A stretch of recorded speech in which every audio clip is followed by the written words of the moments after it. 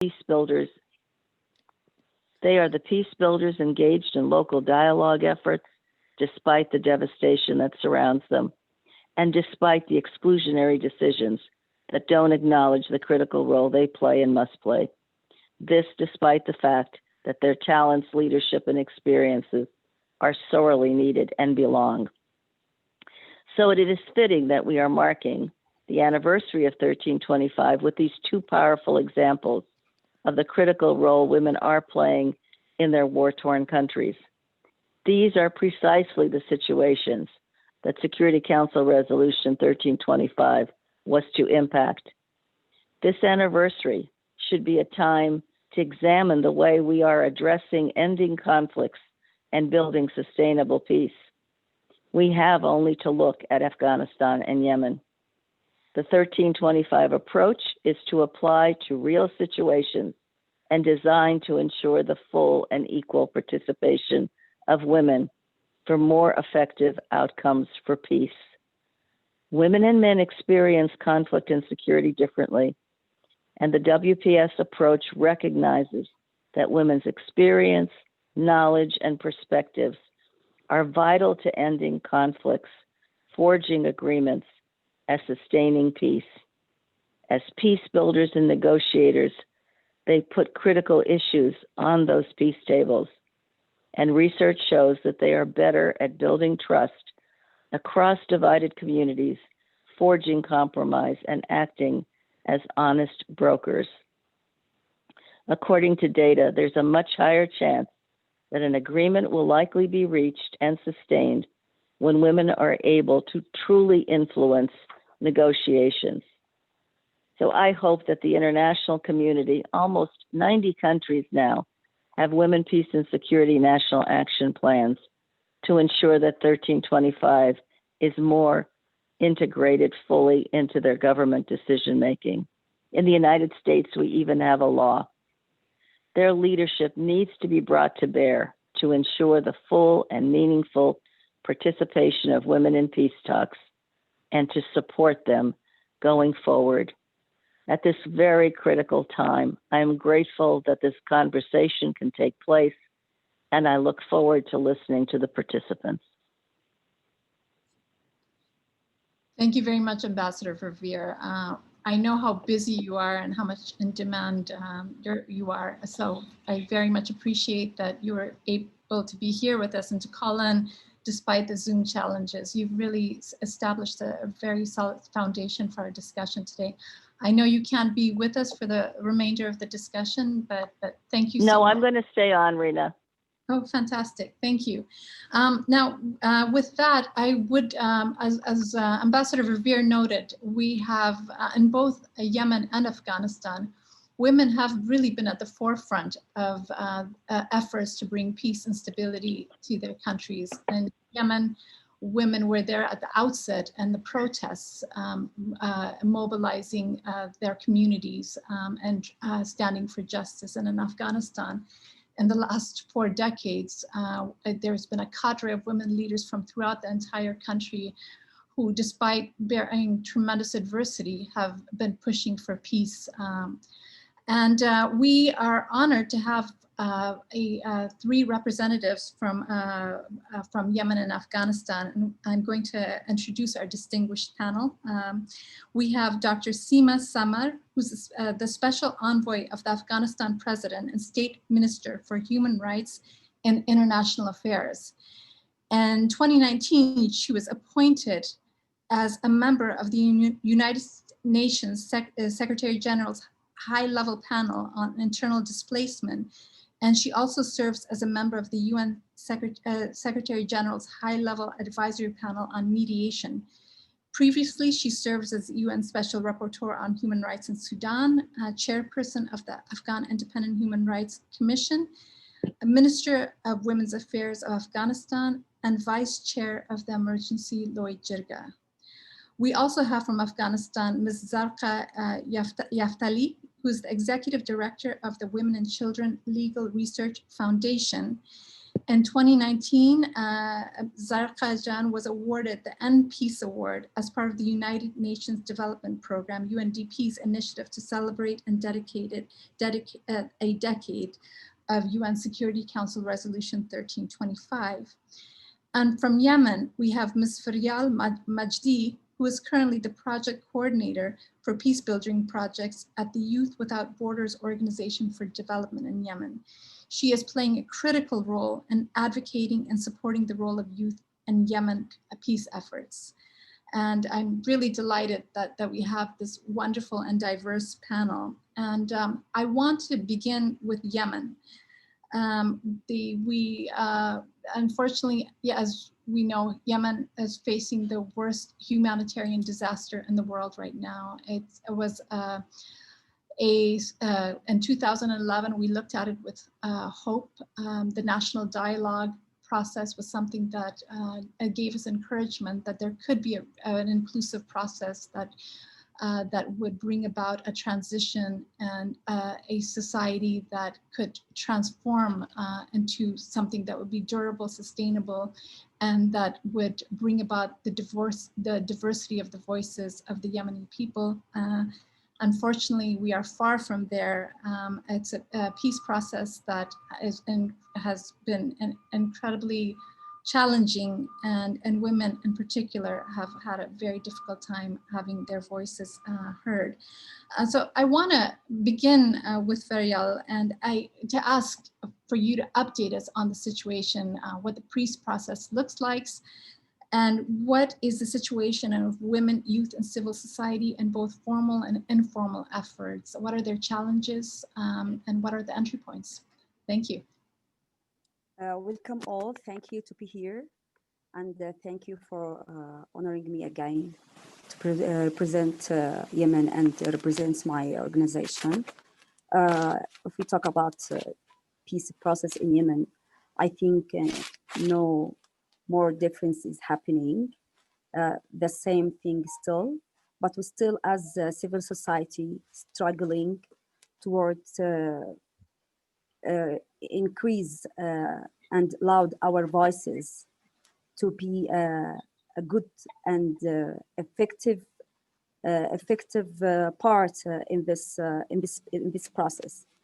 As a civil society, of course, many organizations here in Yemen trying to do, for example, advocacy campaign, training courses, and many activities to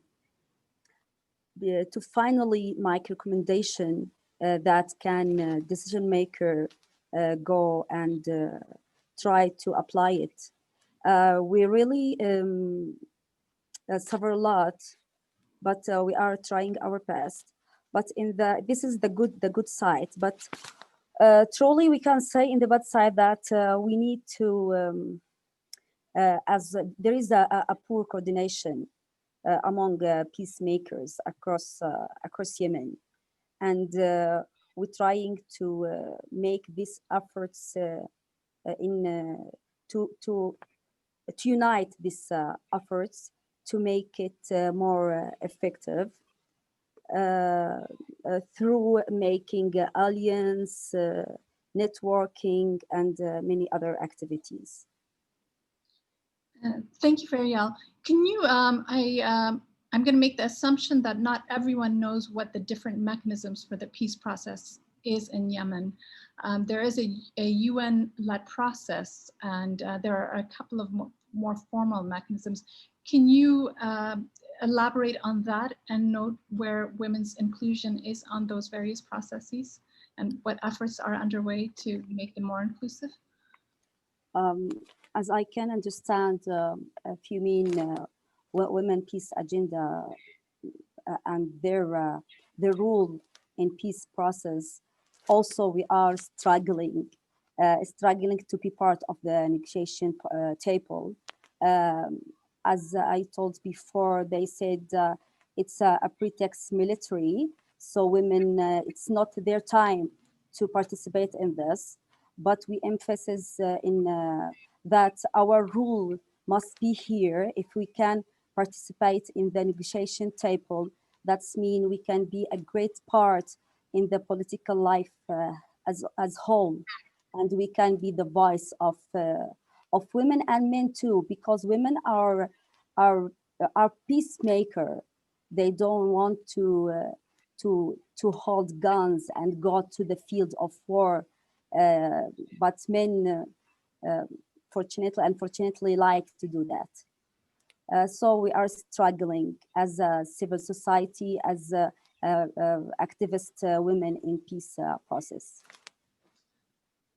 Do you feel that the international community is doing enough to support greater inclusivity? If not, what would you like to see the international community doing at this point? Of course, we cannot say and deny their efforts, but we think it's not enough. I think it's time to move from abstractive ingacity to effective action.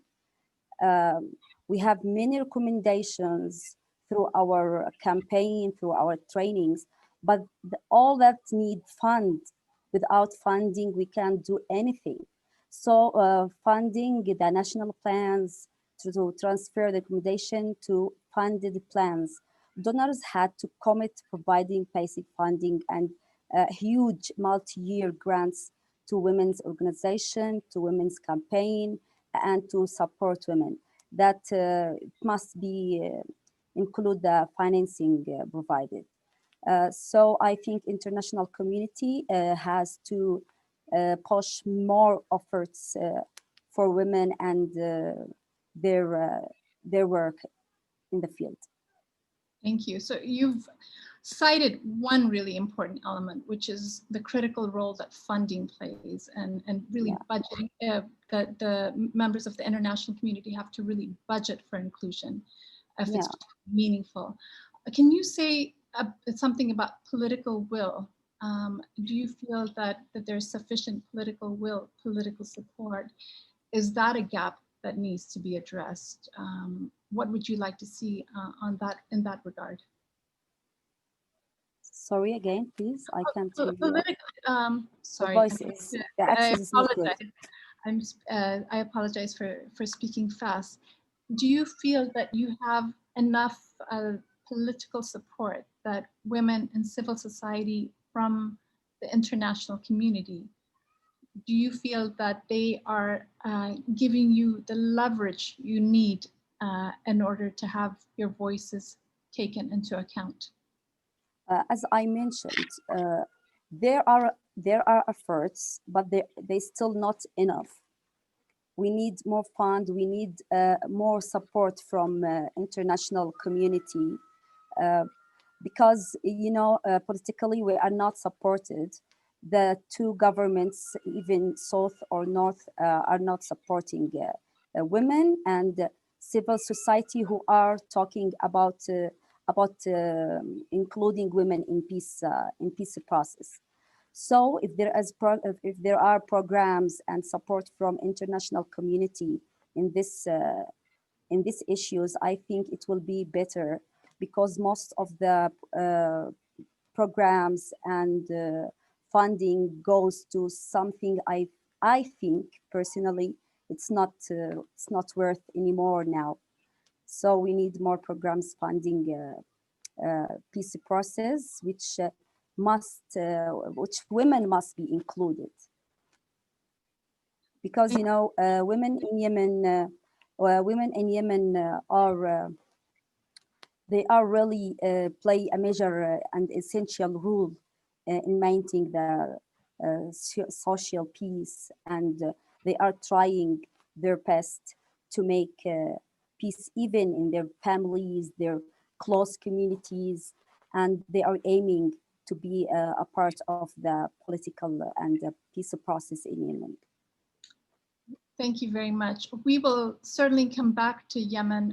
I know that I anticipate that our audience will have more questions, but for the sake of time, I'm going to move to Afghanistan. I don't believe what we have, Dr. Thank you. I don't believe we have Dr. Samar on yet, so I'm going to move to Zarqajan. Zarqajan, you're on Zoom right now, yes? Yes. Zarqajan, I'm going to start by asking you to elaborate on where things stand also on the peace process. Milan already noted that the inter-Afghan process has started. It started in September. There are 4 women negotiators, and they're quite capable and women's rights activists and have a substantive political weight, which is encouraging. But at the same time, there is a great deal of concern that about women and inclusion, particularly in this process, because the negotiations are with the Taliban, which was the most repressive regime that Afghanistan has encountered in regard to, particularly in regard to women's rights and their very draconian interpretation of Sharia. So what is your assessment in terms of where the process is, the peace process is, and entry points for women and inclusion? Thank you very much, Rina. Good morning and good evening for everyone in this webinar. Thank you from Cordaid for providing us this opportunity that in this very critical and important time in Afghanistan.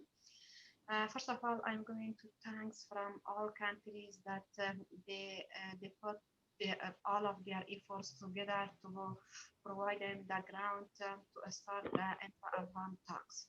We actually appreciate the efforts of all the countries and organizations because all Afghanistan people and Afghanistan citizens want peace. Peace is a dream for all Afghans, especially for women in Afghanistan. And this is a good opportunity and golden opportunity, not for both the government of Afghanistan and also for the Taliban, that they should put all of their efforts together to use from this golden time, golden opportunity for themselves to end the 20 years of war in Afghanistan and come out with a peace after the negotiation that already is ongoing. Zarqajan, can I please ask you to speak louder? Some of our participants are noting that it's hard to hear you. If you could sit a bit closer to your computer. I'm sitting near to my Thank you. video. And regarding to women participation in the peace process and how is it going on, as you mentioned before in the negotiation in the delegation of Afghanistan government, we have 4 women. These are very qualified and capable women, and I'm sure that they can play a good role regarding the representation of all Afghanistan women. And I think all of we women have belief on these women. But in my viewpoints, this is not the responsibility of just of these 4 women that they should raise the voice of women in the negotiation table, and they should talk regarding to women achievement in the negotiation table of peace. This is the responsibility of all the member of a negotiation team from Afghanistan government, that they should have and raise the voice of women, and they should be advocated to protect the women's rights and not to be deal with the women's rights and women achievement in the negotiation table. Regarding to progress in the peace process of Afghanistan, as I think all of us are in the picture from the start date of the negotiation from the September till now, there isn't any specific progress in the peace talks between Afghanistan government and the Taliban. And it made concern for all of us, especially for women of Afghanistan, because as we are hearing from our friends and colleagues in the negotiation team, that the committee from the Taliban side and also from the government side, they are every day they are setting different meetings and they are going to talk, and they can't come out with a specific decision regarding to development of negotiation agenda and negotiation TOR. So this is a concern for all of us, but as it is very important and critical for Afghanistan, we appreciate the patience of our negotiation team, and that they are going very good in the negotiation, and as it is a very important time for all of us. So we think that the long time to decide on the agenda and TOR of the negotiation, I think it is it cannot have more effect on the result of the negotiation. But regarding the woman participation and woman role in this in the result that you are going to have from this negotiation, I think there is no problem. As I mentioned you before, we have trust on the women that they are in the negotiation team, and also we have our trust and belief on the men that they are member of the negotiation team. But there is problem regarding to viewpoints and an explanation of Taliban from the Islamic roles, because till now there isn't any specific identification from the Taliban that how is their viewpoints regarding to the women's rights, because always they are saying that we are going to protect the rights of women under Islamic rules and law. So it is not clear that from which law and rules are Taliban is talking about, or they are talking about the Islamic law and rules that they implemented during their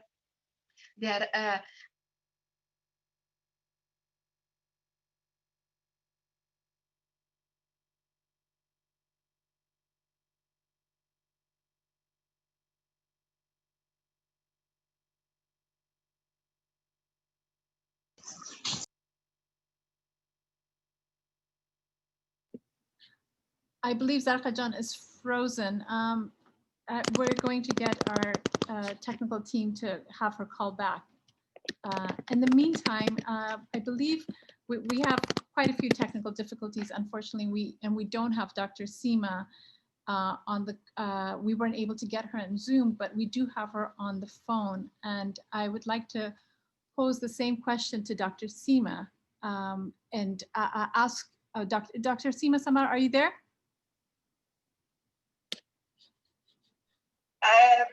Good morning, Rina Jan. I'm sorry that I had problem with connection. I'm so happy to get to see you as well. This is a brilliant improvisation. Thank you very much, Dr. Saib, for being with us. I know that you are also extremely busy, and this is such an important time in Afghanistan. So we're very honored to have you with us today. And you have many different hats. You're both a women's leader, a political leader, you're an activist, and I know personally that you're working on all fronts, including in government and non-government roles. I want to ask you also your assessment in terms of the peace process and the degree to which inclusion is being adequately addressed. We've discussed, I don't know how much of the conversation you were with so far, that there are four very capable women on the side of the Afghan government, but there are no other entry points yet for women in the process. I would just like to get your broad views about the intra-Afghan talks, and then in particular, the inclusion agenda and how it's being addressed. Thank you. Good morning to you, and good afternoon to other people from the other part of the planet. I'm sorry, I did not understand the question very well. Dr. Said, Yes. I'm going to repeat again, just your views about the intra-Afghan talks, how the talks are proceeding, in particular, how the issue of women's rights and inclusion is being addressed and accommodated. I think, as we all know, that the intra-Afghan dialogue was started on 12th of September. So far, I think both sides established the contact group, and they had some meeting on working on the format or the procedure of the talks. But as far as we know, it was for a while. It was almost for 2 weeks. They have not seen each other, and they had to change the contact group. But I believe that what is so frustrating for the Afghan public is that the lack of progress on the procedure or whatever, the code of conduct of the negotiation. And the increase of violence is really frustrating people and put people in a very difficult condition.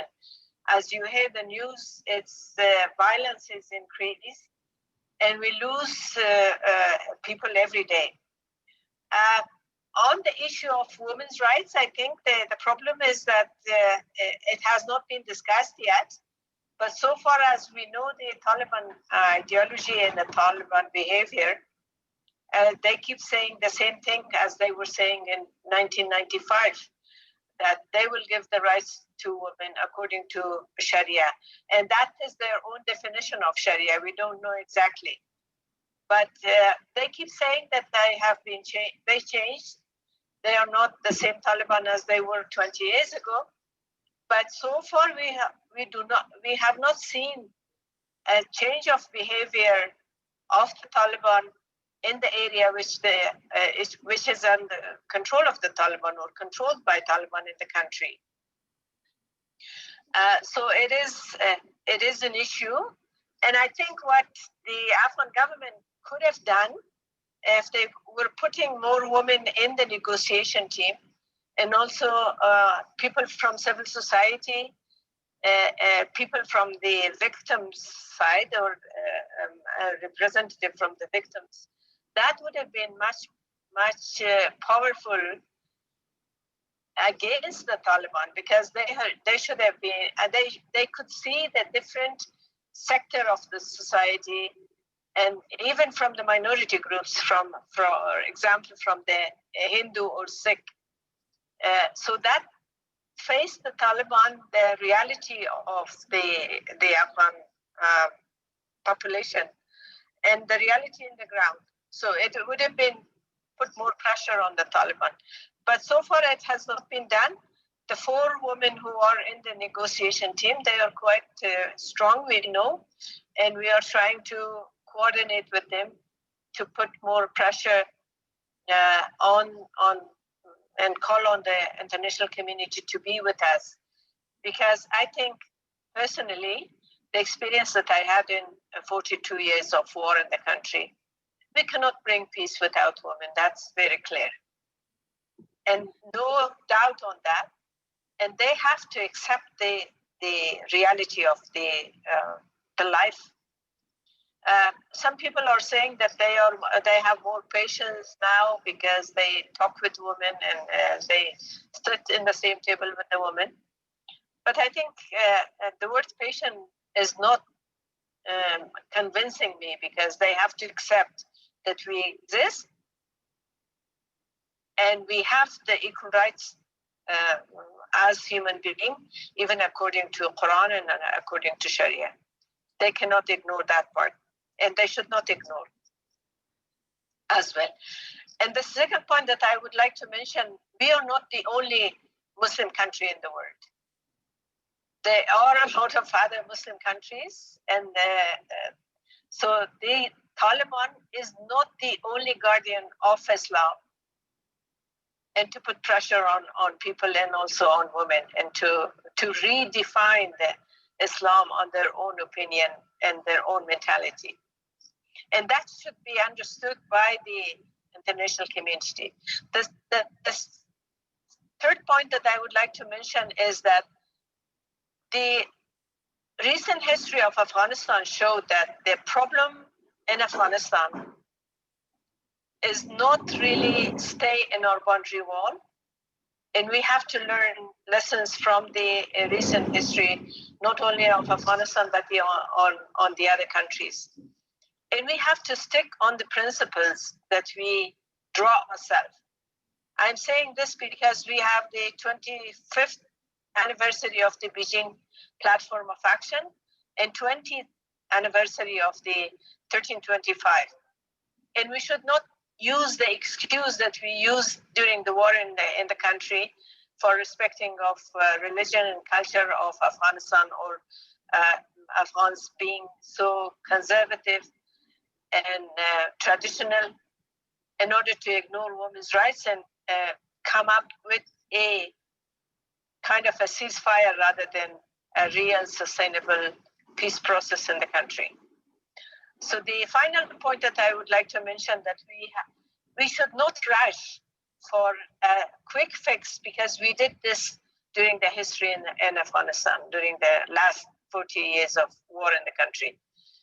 Rather, we should pay more attention and have patience in order to solve the problem and issues with them that could help and facilitate for sustainable peace in the country.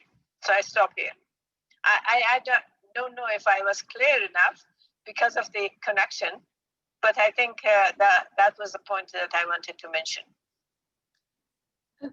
Thank you very much, Dr. Samad. That was excellent and very clear. So I'm very glad that this improvisation is working well. You struck so many important points. What I want to go back to is what your call on the Afghan government to have more diversity in the negotiation team. There are, as you said, 4 very competent women, but that far more would be needed to show the Taliban the new face of Afghanistan and the Afghanistan of the last 20 years. There are a number of members of the delegation that are supportive of women's rights on the negotiation team. Do you feel that that they're all getting the same talking points from the head of the delegation, that women's rights is not just for women to advocate, but for the whole delegation to advocate? Do you feel that that's happening? Honestly, Frank, we were at the beginning, we were a little concerned about the negotiation team, that they might show some kind of solidarity with Taliban, because we have some people that we sometimes we didn't have a good experience with them. But so far, I think I'm so happy that the Afghan negotiation team, or the government negotiation team, is united on this approach. But I think because they realize that holding these principles is benefit of the people and support for a democratic Afghanistan. Because I keep saying that in a democratic Afghanistan, Sima Samar exists, and Maulay Kalamuddin is living in the same condition of the Republic and democratic Afghanistan. And there's a place for all. You remember those people who were standing and shouting against Sima Samar, and now we are friendly. We are friends, we have conversation, we are joking, we are laughing, we are. So that is the reality, and that is a proof that in a democratic republic regime, we can live together. But in an emirate of Taliban, Sima Samar doesn't exist, Rina Amiri doesn't exist, or they do not accept the others. We remember, it's not very far, 25 years ago, when they asked the Hindus and the Sikh to wear the orange orange kind of notification to be seen as non-Muslim, to not to be punished because they were not going to join the prayer during the day. And that is a clear discrimination in this century, I mean, I would say. So I think that is something that we have to put in consideration, and also see the Taliban delegation. They have only one non-Pashtun among them. And that is not the reality of the Afghanistan.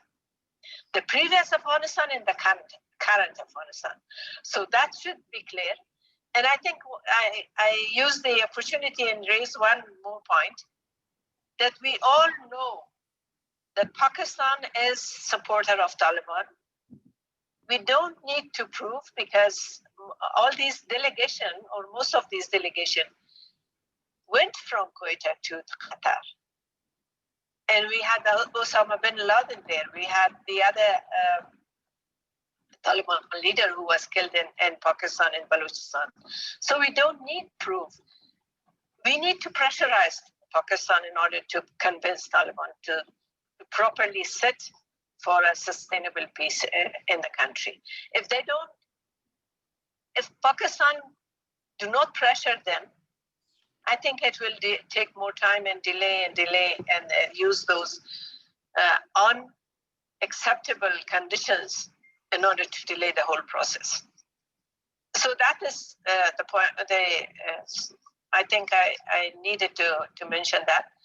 And the second point that I would like to mention also, using the opportunity, that promotion and protection of human rights and democracy is shared responsibility of Afghans and also our international partners. And we need to stand united on that shared responsibility and fulfill our responsibility in order to make this planet more stable and secure for all of us, for our children. I stop there. Thank you very much, Dr. Saib. You made so many really valuable points that I think we could spend at least the next hour following up with you. But I want to bring in also, you brought a couple of points that I think are relevant both for Afghanistan as well as for Yemen. One is the fact that hardliners are gaining space in the political sphere and are becoming dominant. And one question that I wanted to ask, what are experiences from the field in terms of being able to negotiate, particularly in areas where they have control? And both in Afghanistan and in Yemen, there are large pockets of the country, both countries, that are dominated by hardline Islamists. I'm going to go to Yemen now and ask, perhaps start from there and then come back to Afghanistan. Yes. Faryal? Yes, I'm with you. Yes. I would be very interested in your experience and what you hear in terms of how have you, are there spaces in which you can negotiate with these hardliners to get more space for women and for civil society? Okay, first, it's interesting when I'm hearing to my sisters in Afghanistan, and at the beginning they also mentioned to the situation in Yemen, and that mentioned that it's not just a local issue in Yemen. It's as I see, it's a universal exclusion. I think women all around the world are suffering. So as I said, it's not just we have a problem in the poor coordination in civil society, which are talking or struggling with the issue of peace process. It's also international. So uniting efforts not only in the local level but also regionally and internationally, because as I say, the pain is the same, and the challenges are also won. So I think from this side, we can say we can, as a women, do a lot of the efforts are united locally and regionally and internationally, and that can be the rule of the UN to support this efforts. And if you please gain your question to come back to it. I'm sorry. Thank you. Maybe I'm just going to go back to the last part of what you said, because both you and Dr. Samar are highlighting that the international community also has a role in all of this. And Yeah. to be effective, you need both the international community and civil society, local civil society, to come together.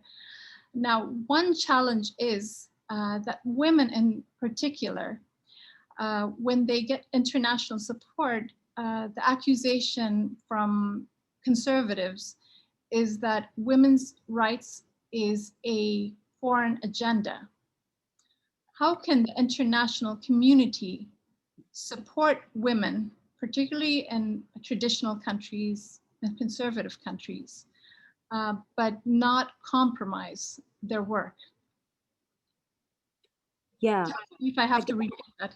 Yes, again, if I understand your questions, international community, I want to say that there are a lot of great experience here in Yemen. For example, Yemeni Women Pact.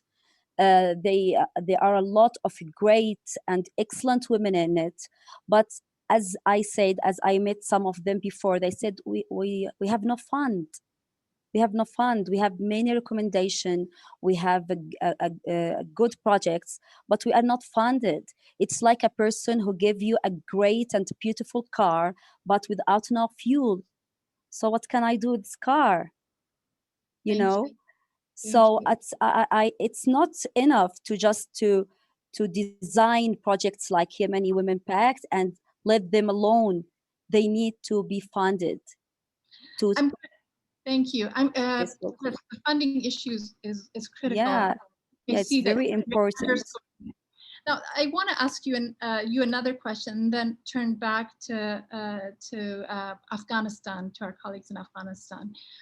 The UN is playing a key role. This is a UN, you have a special envoy in Yemen, and the UN has played a critical role in the process so far to try to bring about peace and the peace process.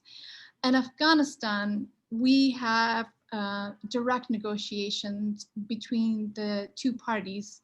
There is no role for an outside facilitator or mediator. What would you tell your Afghanistan sisters in terms of the role of the UN and the international community as mediators? Is it helpful to the inclusion agenda? Is it not necessary? From the Yemen experience, what is your perspective? As a Yemeni woman and our experience in negotiation, I think it's important, but please don't make this representative is a pluralism participation, because unfortunately the advisor committee which participates, we are sorry to say it was just formalism participation. It was not that real participation. The evidence that they were not around the table of negotiation. They were in the back room of that table. So we are sorry to say, some people say, oh, that's great, they have got participation, but of course it was the formalism participation. It was not that real. So they have to learn from this experience and try to make this participation a real. They have to be in the table of the negotiation face to face to their brothers, to the men in the table, not in the back room like what we do in the Yemeni experience. Thank you. That's a really important point, that this symbolic participation, which unfortunately happens in a lot of peace processes Yeah. is radically insufficient. Now I'm going to Okay. just When I remember the Liberian experience, I really feel proud of that women who closed the whole of the negotiation and swear that no man will go out if they don't sign the peace contract. They were so brave women. I hope to do something like that. Thank you. I'd love to come back to this point, but now I'm going to. Do we have Zarqa John back on the line? Zarqa? Yes, Rina, I'm in the line. Okay, wonderful. I want to ask you the same question. We have direct negotiations between the Afghan government and the Taliban, and there is no outside role, outside mediator. Do the women of Afghanistan feel that having a mediator or facilitator could open up space for them? And if so, how? What would you like to see? Rina, can you repeat, because there was some problem in your last points? Yes. I didn't got it. Would you like to see a mediator or facilitator in the Afghan peace process and the intra-Afghan talks? And how would you like them to bring more mechanisms for including women? Thank you, Marina. I think as this is the first round of negotiation between the Afghanistan government and the Taliban, so this is not the final round of negotiation that we emphasize of coming of more women in this round. I think for now it is important that we should support from all delegation, all women and men that are member of Afghanistan delegation, and then they finished the first round of negotiation, and then they come back to the country for more discuss with the people of Afghanistan. On that time, it is important that we should raise our voice and advocate for coming of more women in the negotiation team, and also to emphasize on the restructuring of the negotiation team of Afghanistan. And also I think as you're going to Geneva conference on November 20 till 24 of November, and one of the agenda and Geneva conferences regarding the post-peace and peace process of Afghanistan. So I think it is very important moment for all people of Afghanistan, especially for women of Afghanistan, to put together all of their efforts and to have a specific voice in the Geneva conference about the women participation in the peace process of Afghanistan, and to ask an international community and international organization to continue their supports with women of Afghanistan, and also to ask to Taliban and Afghanistan government that no party should deal with the rights and achievements of women in the peace process of Afghanistan for providing some benefit for themselves. And also in my mind, the negotiation will be finished one day, and finally the political peace agreement will sign, maybe in Afghanistan or maybe in outside of Afghanistan. But it is very, very important for us to work on social peace. I think the critical time be that time be when the Taliban come in the cities and they faced with the new generation of Afghanistan. The new generation of Afghanistan all educated, and they are aware with all international technologies, and also they are they are supporters of democracy in Afghanistan. So it is on that time it will be very difficult for this two generations that how they can match to each other. So I think this is the responsibility of people of Afghanistan, especially for women of Afghanistan, to work on social peace, because the violation of women's rights will be on that time. In the peace agreement, I think there will be not any violation of women's rights, because both parties, government of Afghanistan and Taliban, has their commitment to the people of Afghanistan and also to the international community. And maybe because of the pressure of international community, they agreed and accepted all to protect all achievement and women's rights. But the threat is when the Taliban is coming to the cities, on that time, I think there will be lots of cases of violation of women's rights. So there is need to work on social peace and have preparation for that time. Thank you very much. I'm going to turn to Dr. Samar. Dr. Saib, I believe you're still on the line. Yes? Dr. Samar, I have a question for you in terms of what Zarqa Jan has highlighted is the importance of women mobilizing themselves and working for social peace. You are part of many different networks of women who are doing this type of work. Can you elaborate what women are doing to have an impact on the formal negotiations, what they're doing in track 2 efforts, track 3 efforts? How are women in civil society mobilizing and organizing themselves?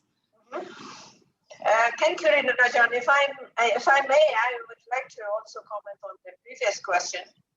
Yes, thank you. Yes, I think in the Afghan culture, we see, even if it's a family problem or between the two brothers or between the husband and wife and to the families, it's always useful when you have a mediator, somebody who are trusted by both sides, can mediate. So in the current situation of the peace process in Doha, this is my personal view that maybe a mediator or facilitator will be useful in order to break some of the silence and to facilitate.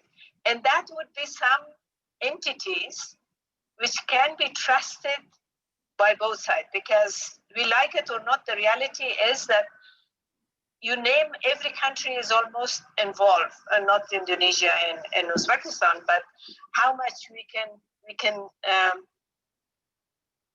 how much support, international support they can have in order to mediate, because I don't have any, I have not seen any documents that they facilitate some peace talks.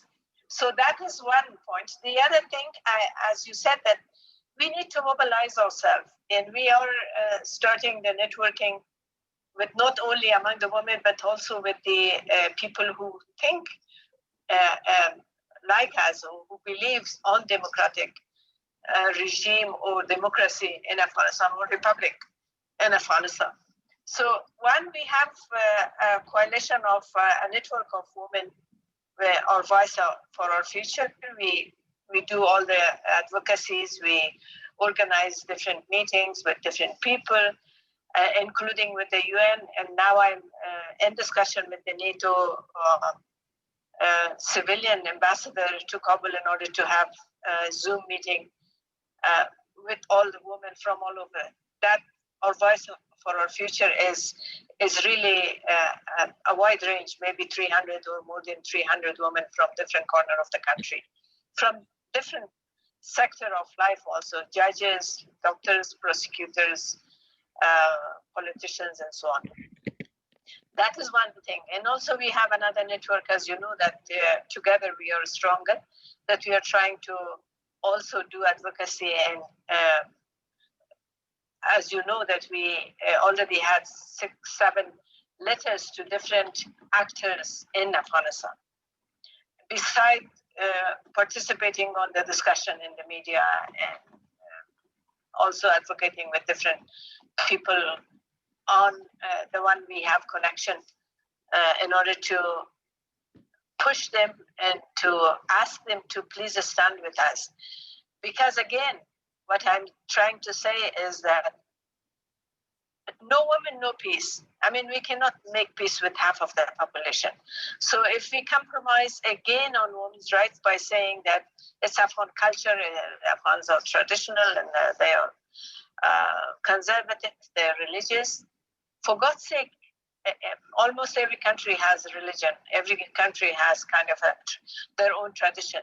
We should not ignore half of the population in the country. Again, I'm repeating myself that we should learn from the history and the mistakes that we have done in the past. So I think it's key to stand for these principles. And these are not principles that we only ask for ourselves. This is the reality of humanity. How can you have a society, or how can you have a humanity without women? Because women are the main reason for continuation of human life and humanity in the world. So we should not ignore that, and we should push and stand for that. To that point, to convince Taliban that they are not the owner of our future and our life.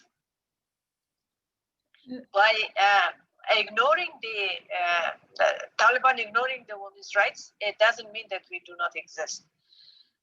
And they have to accept our existence in the reality of the life in Afghanistan. Again, I'm repeating myself that we cannot have peace without women's full participation. We cannot have development without women's full participation. And we cannot have all of them without respect for human rights. Human rights, I mean, who is human? In fact, women are producing more women than more human than anybody else. And the main reason. So that is my comment, and we are doing all those, and that's why we are not only the women in the country, the Afghan women in the country, but also women who are living in diaspora. They're also with us on the advocacy and lobbying for protecting human rights of women and human rights in general, but women's rights in particular. Thank you, Dr. Asad. I'm going to turn to one question that's come up on the chat.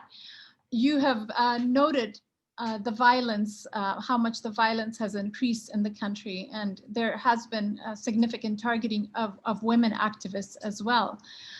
And in Yemen, that's certainly been the case as well.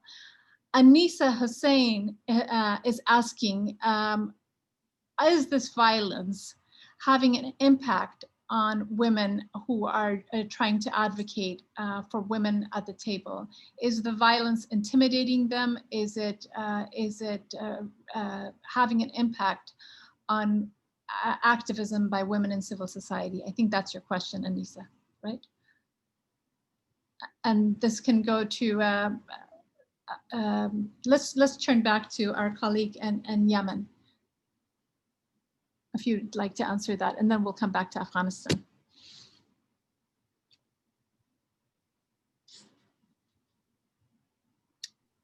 Feryal? Yeah, you're asking Feryal, right? Yes. Yes, Feryal.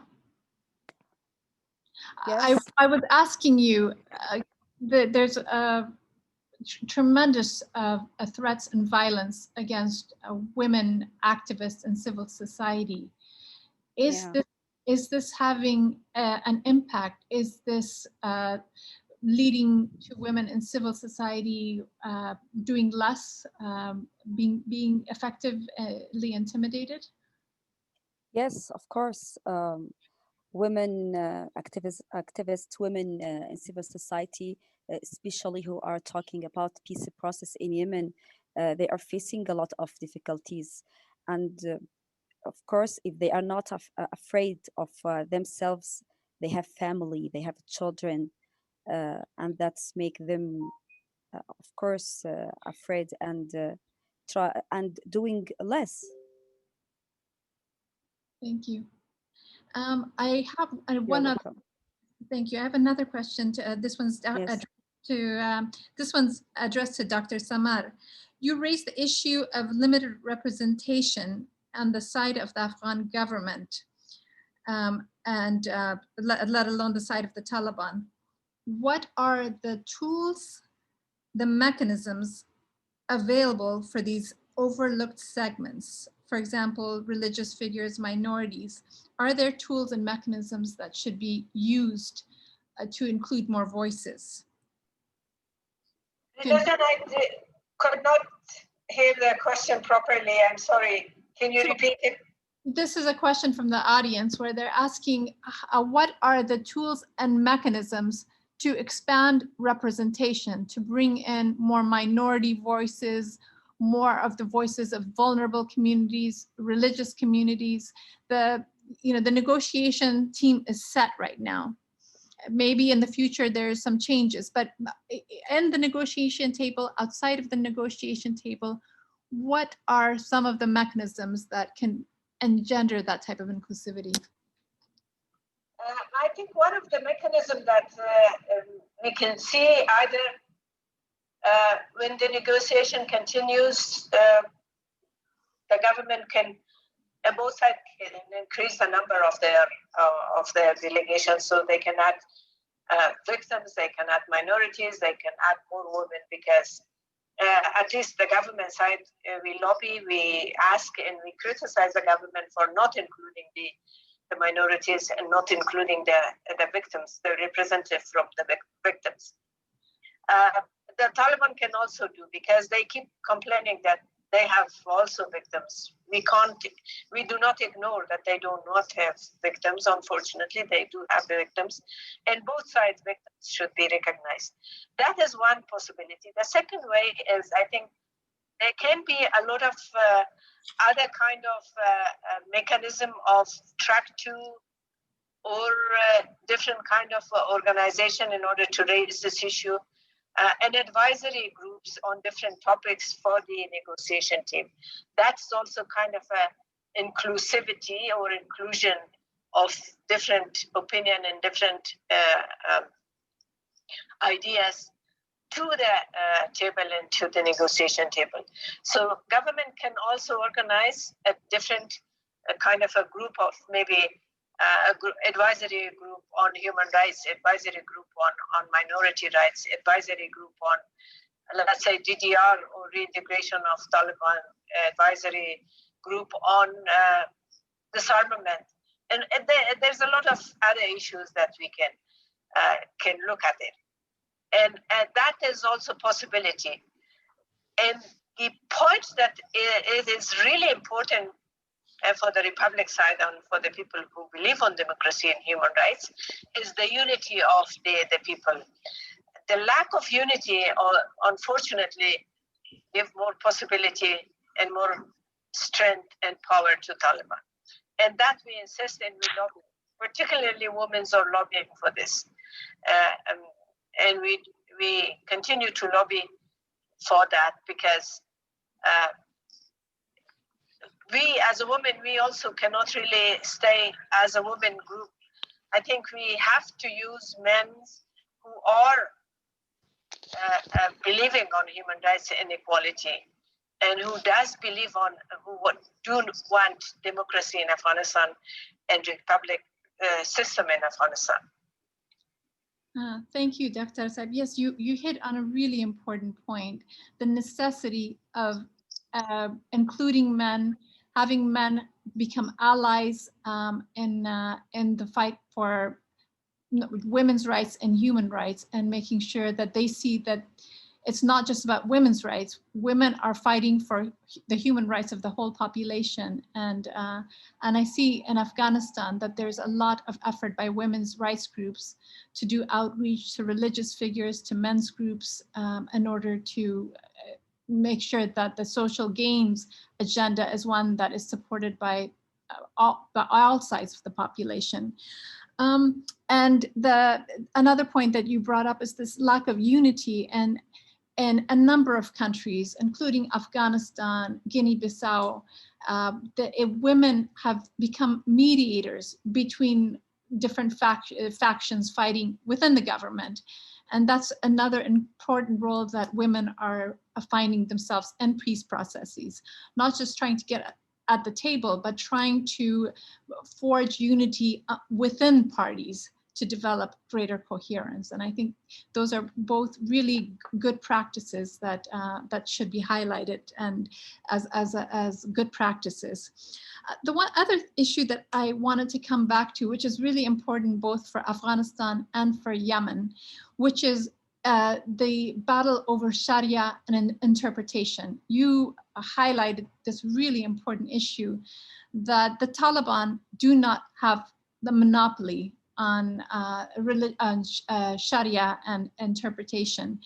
I would like to hear what women in civil society and others are doing in order to make the case about a different looking at Islam and providing an interpretation that accommodates women's rights, both in Afghanistan and in Yemen. I think would be interesting to know what good practices are in place.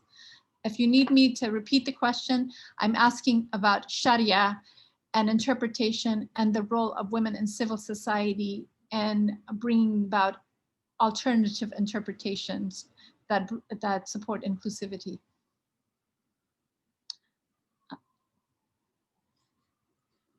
Farial, you want would you like to ask to respond to that question?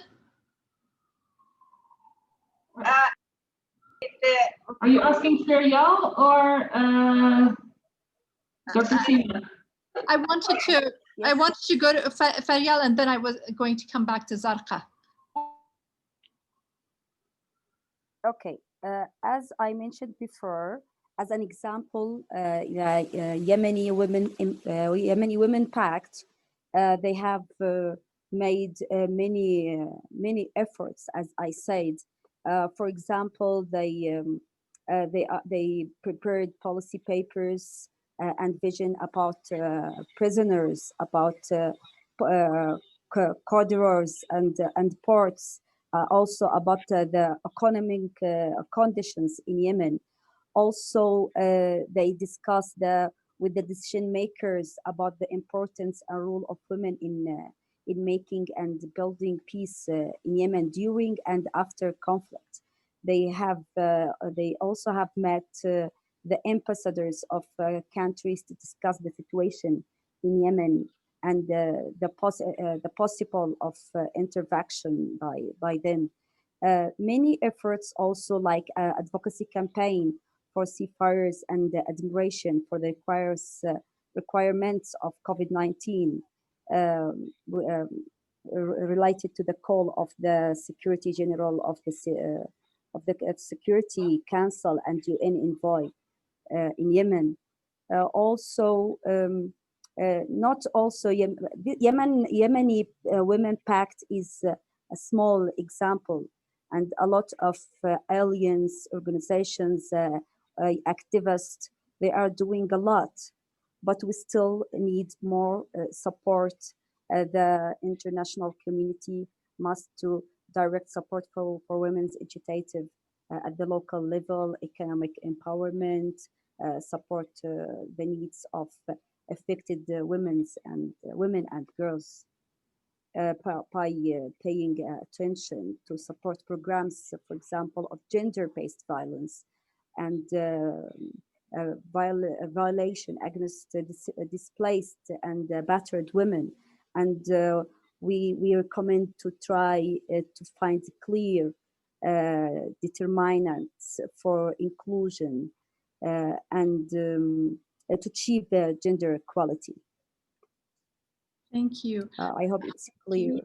Can I ask one follow-up question? It's obvious you're doing very important work, and the Women's Pact is addressing a lot of very important issues.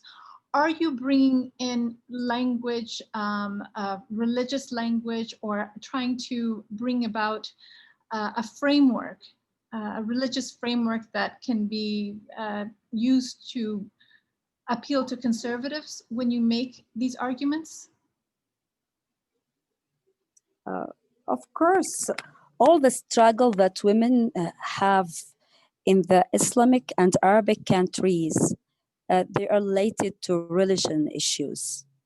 The decision makers support their opinion of a view, even they are right or wrong, to the religion and Sharia, Islamic Sharia Islamiyya, Islamic Sharia. Wrong or right, it's not an excuse, because they have a lack of the good understanding of Islamic Sharia, because Islamic Sharia, of course, they support women and talked about their rights, but the what can I say, the explanation for this for the Islamic Sharia, it's not going well with them. Thank you. That's really helpful.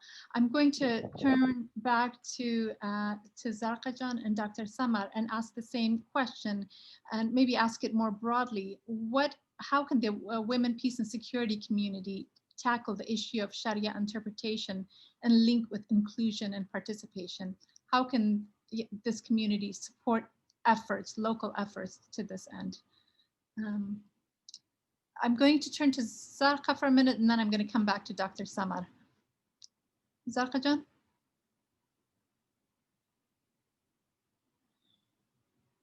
Do we still have Zarqa on the line? Otherwise, I'm going to go back to Dr. Samar.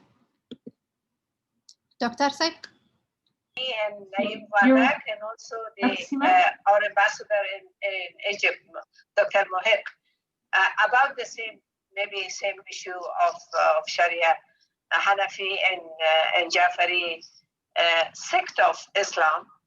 I think there is, of course, there's a lot of ulama who interpret Sharia, but even if we do not go to that extent, how can Taliban ignore the role of Bibi Khadija, for example? How the Taliban can ignore the role of Maryam or Mary, the mother of Jesus? This is in Quran. They cannot ignore that. It shows that here in Taliban in Kabul said it will be a shame if they put the name of the mother on the ID card. What about the name of the Esau's mother, Maryam or Mary? And Is Dr. it a shame? So the God put it in the Quran, and it's a shame for them. So there's a lot of things that we can talk and discuss with them if they come face to face, that they cannot ignore it about the role of women.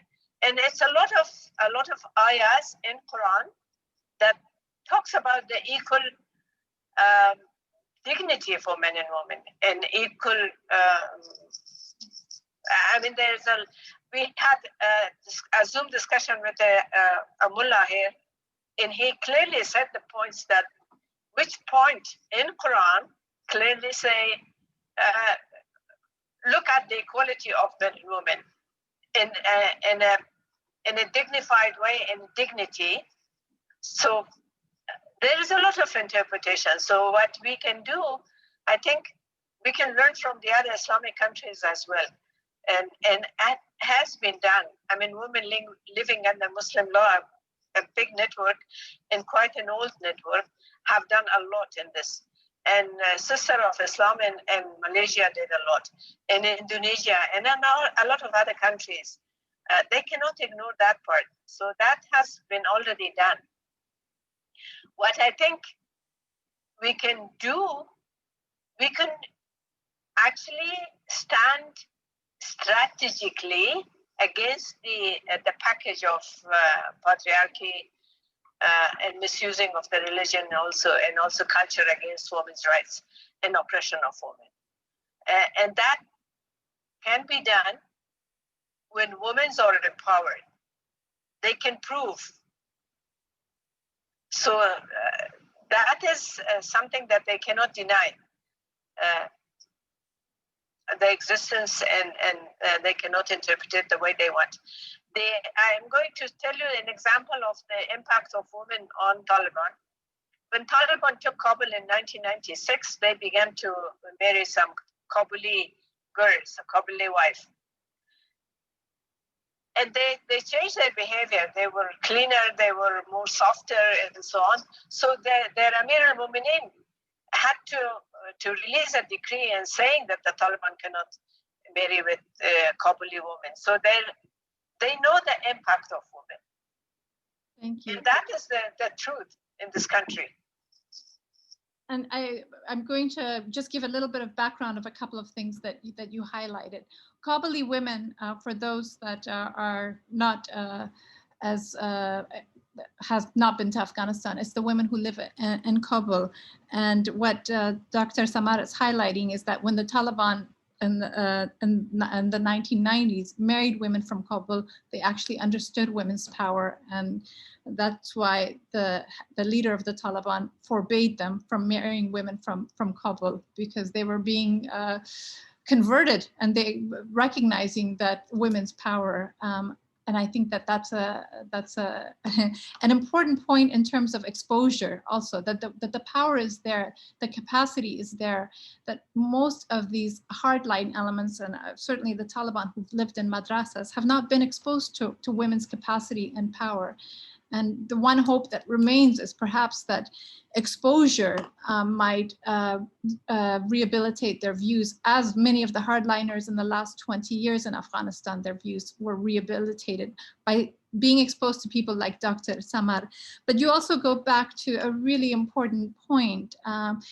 Both you and Feryal note the importance of tackling interpretation. And you highlighted a number of really important organizations that have been leading this work in terms of equipping women with religious interpretation, women and men, religious interpretation to challenge the hardline elements. And another point that I want to highlight is that within these countries, in particular in Afghanistan, I've come across many women who are gaining an education in Sharia law, Islamic jurisprudence, as well as becoming a part of the legal profession. So they are doing double masters in order to be able to be equipped with both civilian and Islamic jurisprudence understanding, so that they can challenge this. And there are many different groups that are doing this type of work. And the international community is interested in supporting this. And what I hear over and over again from Feryal is, give us the funding, give us the support to do this type of work. Both in Afghanistan and Yemen and every country that I've been exposed to, the women are doing the work. They are at the forefront. They're doing this work despite incredible threats and adversity, but they are at the front lines. They are resilient. They need funding, they need political support, and they need their voices to be heard. And the international community needs to be guided by these women leaders in terms of where the support is needed, and both in terms of political support and financial support. We are 1 minute away from our closing. So I just want to give an opportunity for all of our panelists to say a final word, and then I would like to close and thank everyone for being with us. I'm going to go, unfortunately, I think we've lost Zarqa. The line has not been very good today. So I'll start with Ferry, go back to, is Ambassador Revere still on the line? I don't think so. Okay, all right. I'm going to go back to you, Feryal, to see if you have any final points, and then I'm going to go back to Dr. Samar. Okay, first of all, I want to thank you all for this hosting. It's again my pleasure and honor to be here participating Yemeni women experience. As I said before, also it's universal pain when we hear women.